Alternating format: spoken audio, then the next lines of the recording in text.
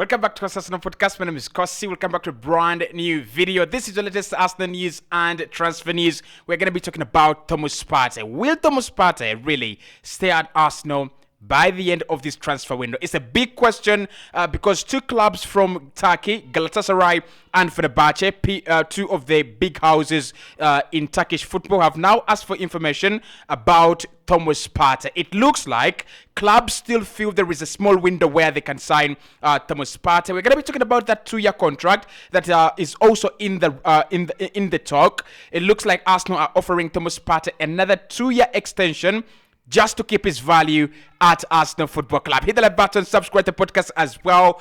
It's one that is actually very interesting. I think Partey knows that Arsenal are willing to sell him, and the player is also willing to leave if Arsenal decide that his career at Arsenal is over. So I think the question for you in the comment box below, do you think Partey will stay at Arsenal eventually? Do you think in the last 13 days of the transfer window, Arsenal will keep Thomas Partey, or do you think he will eventually go to a club like Juve, go to a club like Galatasaray, Besiktas, or any of the powerhouses interested in him? Now, the story comes in from one of the big ones, and that is my guy Eduardo Hagan, who actually says that Thomas Partey, Fenerbahce have asked for Thomas Partey's situation at the club at the moment, and Arsenal are yet to respond. But of course, the Mirror have also written a story, and they've said that Galatasaray has offered around 9.8 million to Arsenal in order to sign Thomas Partey, but Arsenal saying that is not enough. They've always wanted around 40 to 45 million euros if we're going to sell Thomas Partey. I think the dimension of things has actually changed when it comes to Thomas Partey. I think recently Mikel Arteta has been sold to the idea of keeping him. I don't think Arsenal are in between selling him and actually keeping him. I think we are wholly sold on the idea of keeping Thomas Partey. However, there is a problem, and that problem is our net spend. The problem is that Arsenal have a net spend of 177 million. And I said this right before we entered the new season. And I said, what if someone offered enough money? What if someone offered 40 million, 35 million in Thomas Partey? Will Arsenal really stand by their word and decide to keep him this summer and probably sell him in the next one, or probably keep him forever until his contract runs down, or even extend his new deal? So let's talk about Besiktas and Galatasaray. The positive one, the positive note on this one, the positive point, is the same with Juventus. It's the same with all these other clubs that have been offering a couple of offers. Arsenal do not want anything below what we are asking for. We are asking for in excess of 40 million euros. That is the point where Arsenal will consider selling. That is the point where Arsenal will consider, that money, you cannot turn it down. I don't think Besiktas are going to offer us 40 million. They don't have that money. I don't think Galatasaray are going to offer us that money. They don't have that money. So there is the positive that Thomas Partey will stay at Arsenal, because no one can actually pay 45 million euros for a 30-year-old, for a 31-year-old who's actually going to become 31 very soon. But then there is also a problem. If clubs are still asking for information on Thomas Partey 2 games inside the season, it means that Arsenal have done very good marketing out there by trying to tell other clubs he is available this summer and is actually for sale. So if a club, you don't want to be like Fulham. They're losing Alexander Mitrovic on match day 2, right? They're playing match day 2. They're losing 4-1 to Wolverhampton Wanderers, and someone, not to Wolves, but to Brighton, I think, or Brentford, and their key player, their key striker in Alexander Mitrovic is actually being confirmed as a new player in Saudi Arabia. I don't think that is what Arsenal want. It's going to create a lot of panic. It's going to create a lot of bad decisions, and Arsenal might actually go for a panic buy. I think what Arsenal should have done initially is, we should have talked to Thomas Partey, and I think we did, and informed him that you are definitely for sale or you are definitely untouchable.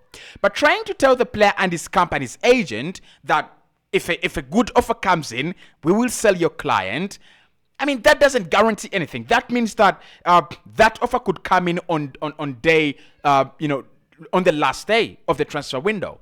And therefore, because the information and the talk between the club and the players' camp was, we are open to selling him, which means that the players' camp is actively looking for solutions. Of course, we have also to factor into the fact that Thomas Partey is actually threatened. He's playing at right back. He's starting out at right back. Yes, he's inverting into midfield, but naturally, he would love to be the main man in midfield. He's no longer the main man. Declan Rice is.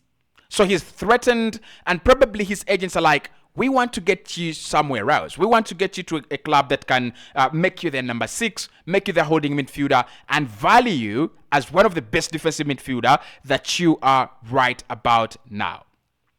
Now, with Besiktas and Galatasaray, I'm totally okay, and I'm totally, strong. I don't think Galatasaray are going to sign him.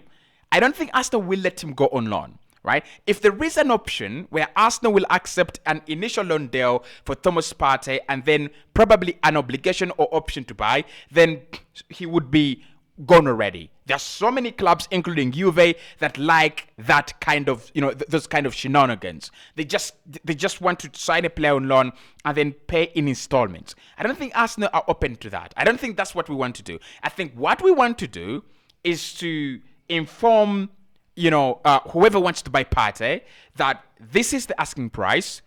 These are the installments that you have to pay the money in. End of story. So Thomas Partey's future at Arsenal still hangs in balance because the guys in Saudi Arabia will not take 48 hours to place 45 million on the table. It won't take them 45 hours. It won't take them 2 days. And this is my problem. Saudi Arabia is about PR. Saudi Arabia is about publicity, and their league is about publicity. I won't be surprised if they go and make a crazy deal on deadline day, or they actually decide to do crazy deals on deadline day, because that is where everyone's focus is going to be on football. Who is going where on the last day? Who are we losing? Who are we bringing in? So on deadline day, Arsenal will receive, and I'm calling this, Arsenal will receive an offer worth around 35 and above million for Thomas Partey. And that's the big question for Mikel, for Edu, and whoever is going to be running this deal. Do you refuse it? Do you actually turn it down? Because it will be very close to what you're asking for.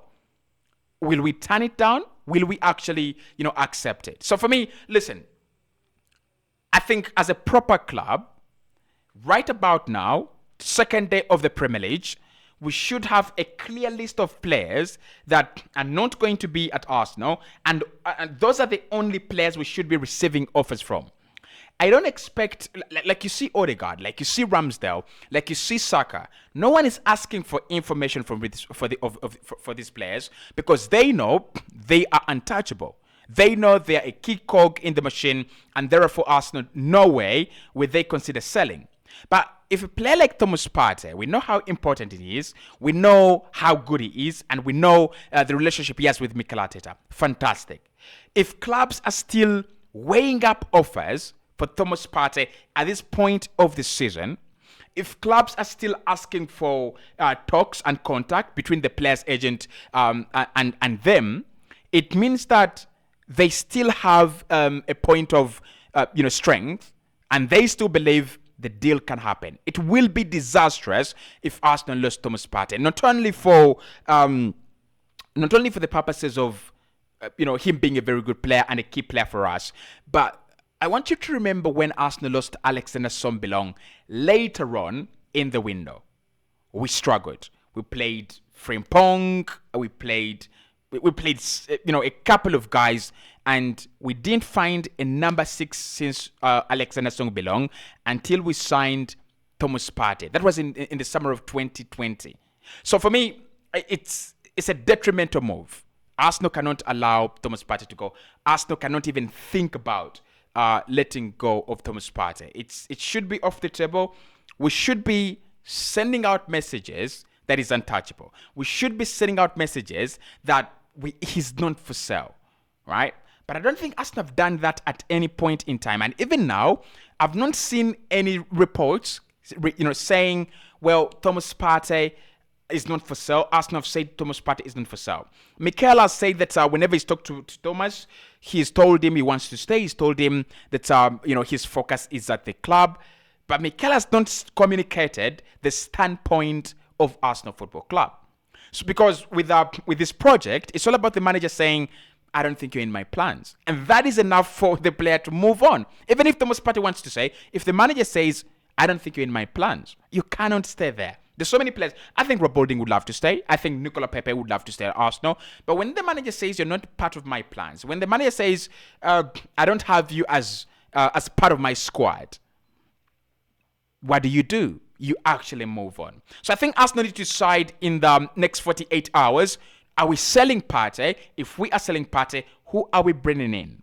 If we're not bringing in anyone, then we do not sell Partey. And I think this should be communicated to whoever wants to sign Thomas Partey. It will be very good for the squad as a whole, because Thomas Partey is a very key part of that squad. But then it will be also, it will be beneficial for the player as well. I mean, you don't want to be playing football match day 2, match day 3, knowing that you are on the market as well. Like, your future should be sorted. I think he's getting good wages at Arsenal. All Arsenal have to make sure is he should know whether he's going to sign a new deal at the club, maybe 1 year, maybe 2 years, plus an option to extend, just to keep his value. I have no problem with that. And we can sell him next summer. Or we can tell him, you've played well in the first game and in the second game, but we think Declan Rice is enough. We think Declan Rice and Jorginho are actually enough. So the communication has to be very clear between Arsenal. I'm not doing this video thinking he's leaving. I'm doing this video thinking Arsenal are undecided. And that is the bad part. Saudi Arabians will think if they are undecided up until now, maybe the player is not so important to them like we had initially thought. Yes, they have had 30 million euros, turned down, but 10 million euros more is not far away. So I want to see how Arsenal actually react to this one. And if I get anything, then I'll do the story in the All Arsenal Transfers edition, probably later today or tomorrow. See you right in the next one.